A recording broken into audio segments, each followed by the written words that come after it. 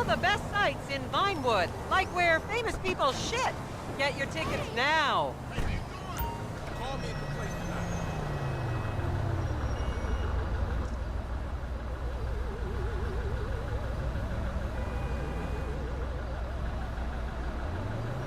Vinewood is often referred to as the anal bleaching capital of the world. Time I learned more about this town.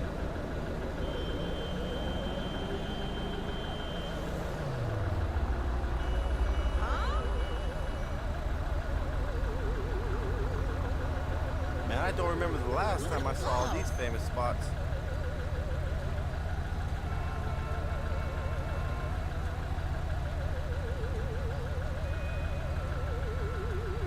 I haven't done this for ages.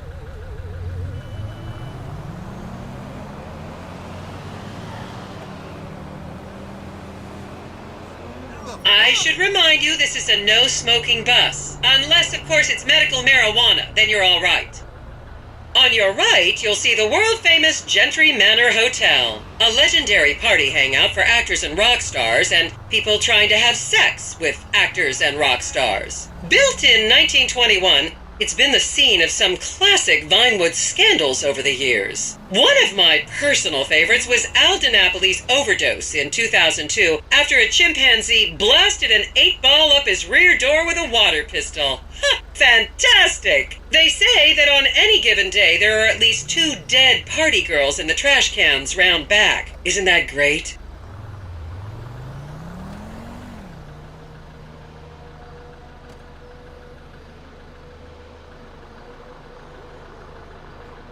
I haven't been here for ages. That's just wrong.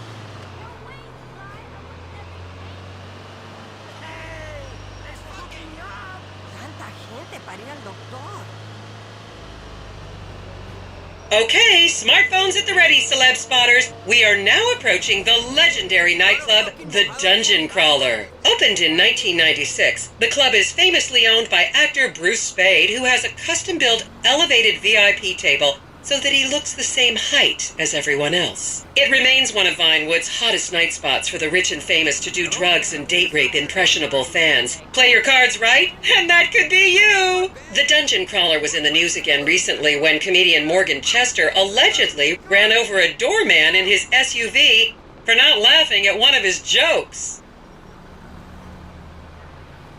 Oh, and now a treat for you closet glam rockers on board. We're coming up to the infamous Tequila La Rock Bar. Back in the day, this was a restaurant run by the mob until it got shut down over the Adam's apple in the soup controversy of 1982. It reopened as the Tequila La Bar in 1983 and soon became a mecca for hair metal bands and fans from across the country. It's rumored that the Love Fist song Dangerous Bastards was written about a night they partied here on mescaline with some transgender twins.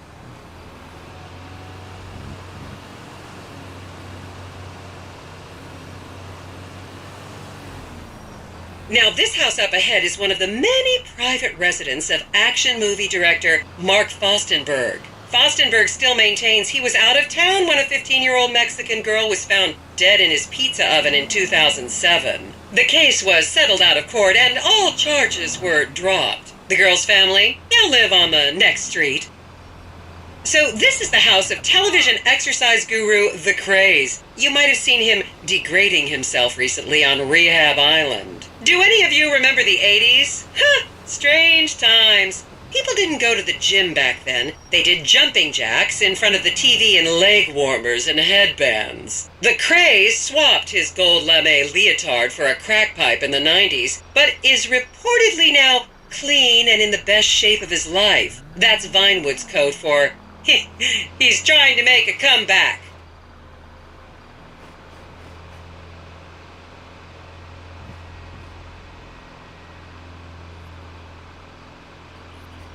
This is the home of celebrity wild child Martha Term. Daughter of 70s comedy star Joni Term, Martha spent her teens partying on booze, her early 20s partying on coke, and her mid-20s staring at her shoes on heroin. Her tell-all autobiography about the difficulties of growing up really rich in Vinewood only sold 30 copies last year.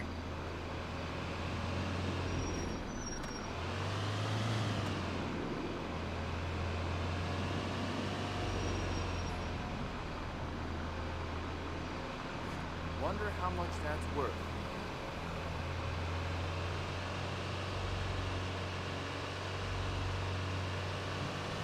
Just up ahead is another place to see and be seen in Rockford Hills, the Richmond Hotel. An iconic entertainment industry hangout, sleazy producer types have been promising to make young girl stars here for over 100 years now. Not gonna lie, I did some shameful things in that lobby bar in my youth, but I've put that period of my life behind me now.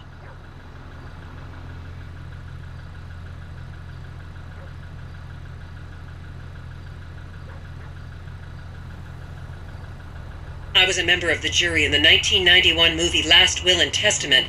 They cut my line.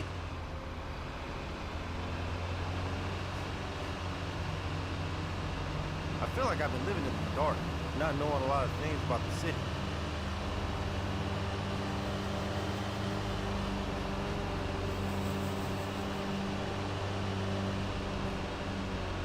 What a fun day out.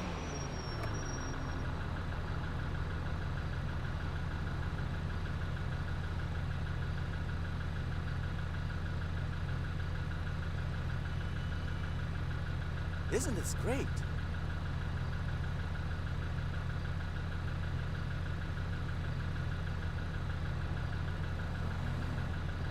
Is everyone having fun?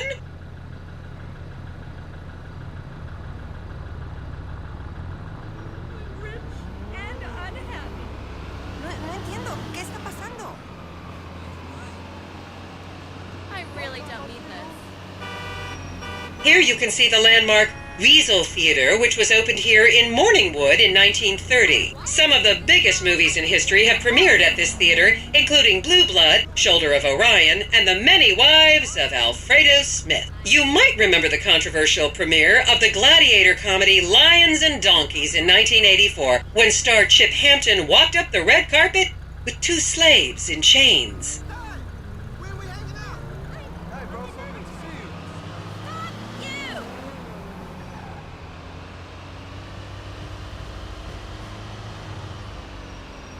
This town needs visionaries to keep commissioning things like that, not pay taxes.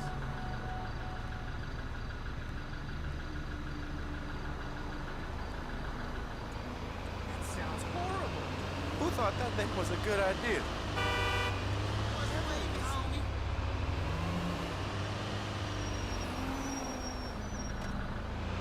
Count yourselves lucky, my prescription just got renewed this morning.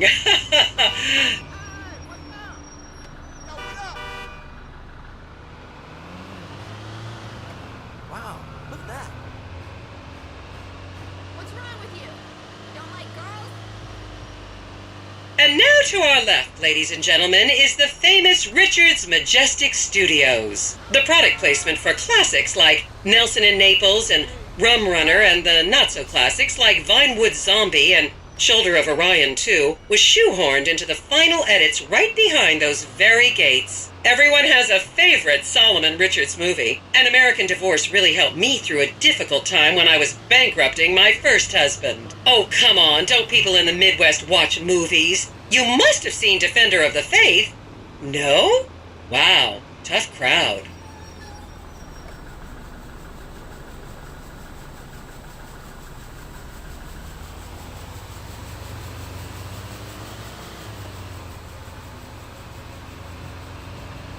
I'd like to get out like this.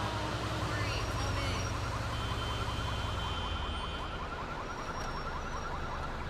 Estoy muy confundida ahora.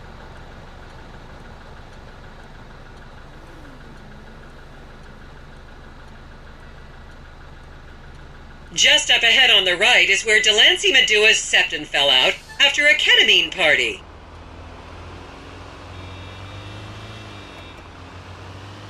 Just goes to show that we never leave our meal.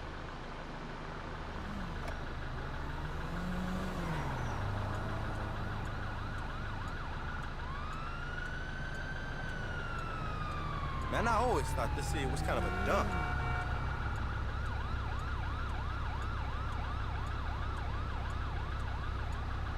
It's good to get out and about.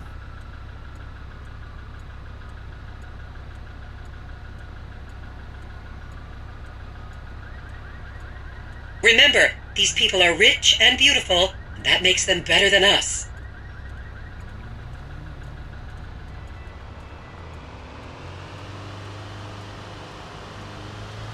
We should do this more often. No way! What took me so long to pick up? Okay, people, get those cameras out. This is Portola Drive. You won't get a better chance to spot a celebrity in its natural habitat. As you can see, the recession hasn't hit this part of town very hard. These are some of the most offensively high-end designer stores in the country. And now, some fun trivia for you. There have been a number of movies shot on Portola Drive, mostly awful ones about rich idiots, including the blockbuster 2005 romantic comedy Shoe Whore, that's credited with sending women's rights back 50 years. The store we're passing now is where British star Charlotte Crown was caught on film in the changing room, eating and purging the same burrito over and over again, just like a dog. This is the Epsilon Center. Anyone with red hair, please cover it for your own safety. If you really want to meet a famous celebrity, this place is packed full of them. Take an introductory course. It changed my life. Kiflam!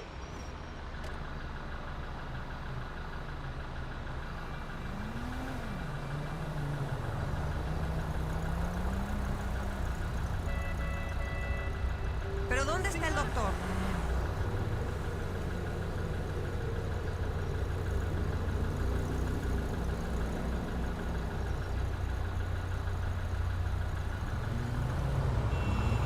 I didn't even know this was here.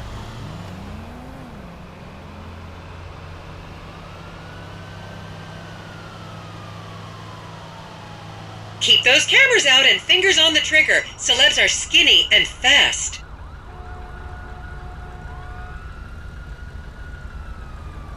I'm learning things today.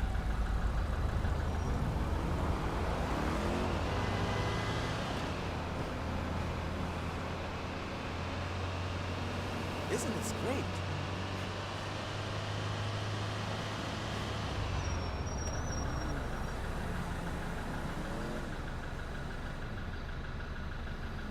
What a fun day out.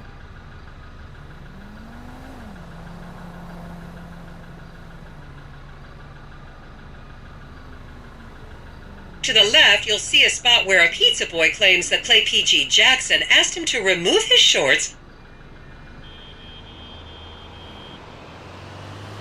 Should have brought my medicine.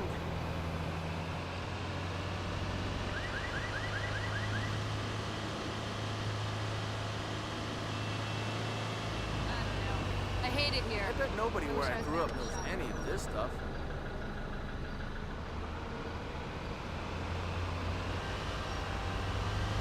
Let me guess. Trophy It's like farm? real history going on right here.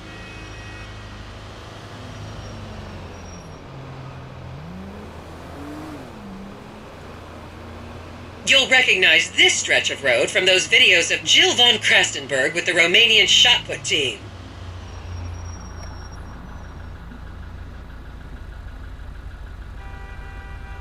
I do like to get out like this.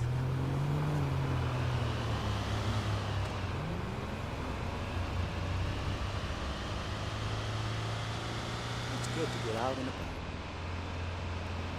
And here is City Hall. This is where the mayor's office is, if any of you care. You might recognize this building from the 20-minute final dogfight to save Earth in the movie Invasion Los Santos.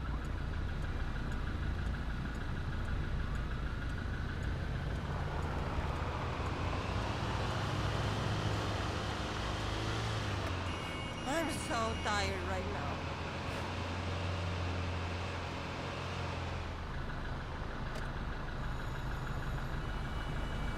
Don't you just love people you've never met and would have you arrested if you came within 10 feet of them?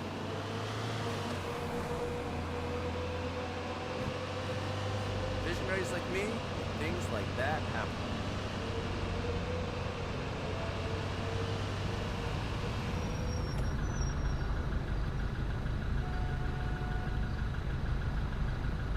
What the hell is that? I gotta ask somebody later.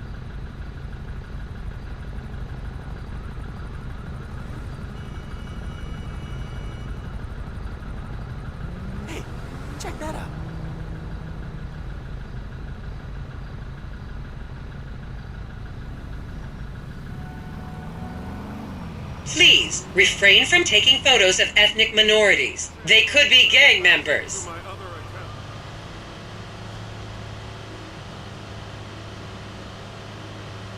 Wow, look at that.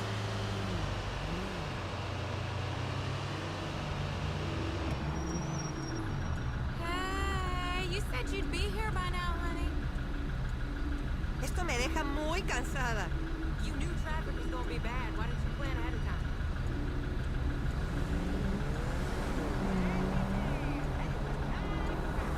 This town needs visionaries to keep commissioning things like that, not pay taxes.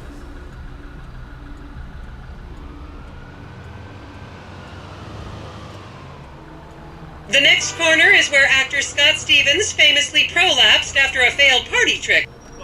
And here we have the beautiful Oriental Theater. Riots broke out on the theater's opening night in 1928 as desperate fans tried to get upskirt shots of the legendary silent movie star Miriam Turner, much like you're doing today, except with really heavy cameras. My daughter tells me it isn't politically correct to say Oriental anymore, but considering some of the other common terms for Asians in the 1920s, the name could have been a lot worse. There's a saying that to go to Los Santos and not see the Oriental Theater is like going to China and not visiting a burger shop. You know, I've never really understood what that means, but...